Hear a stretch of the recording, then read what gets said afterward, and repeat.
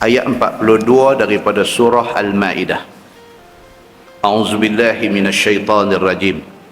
Samma'una lil kazib. Banyak pendengaran mereka itu bagi dusta. Dia sambung cerita tentang orang Yahudi, Bani Israel ini.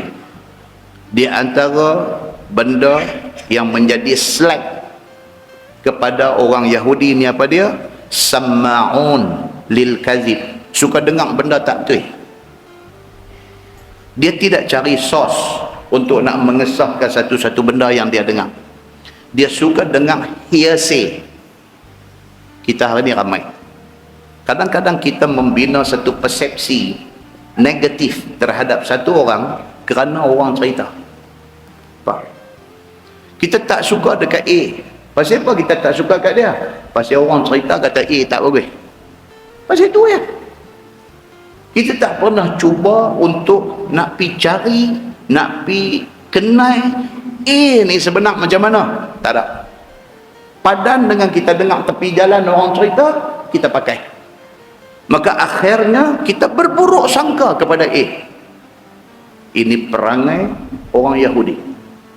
Orang Yahudi apabila Nabi SAW hijrah daripada Mekah mai ke Madinah. Nabi mai di Madinah, mereka tak pi dekat Nabi. Mereka tak cuba untuk kenal Nabi. Mereka dengar cerita rahib-rahib mereka, tok-tok alim mereka yang tak suka dekat Nabi.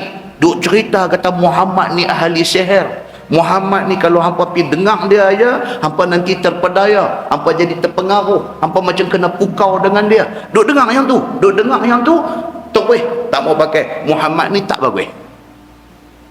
Sikap orang Yahudi yang dengar hearsay, yang dengar orang duk bercakap tepi-tepi jalan ini disebut dalam Quran sebagai samma'una lil kazib.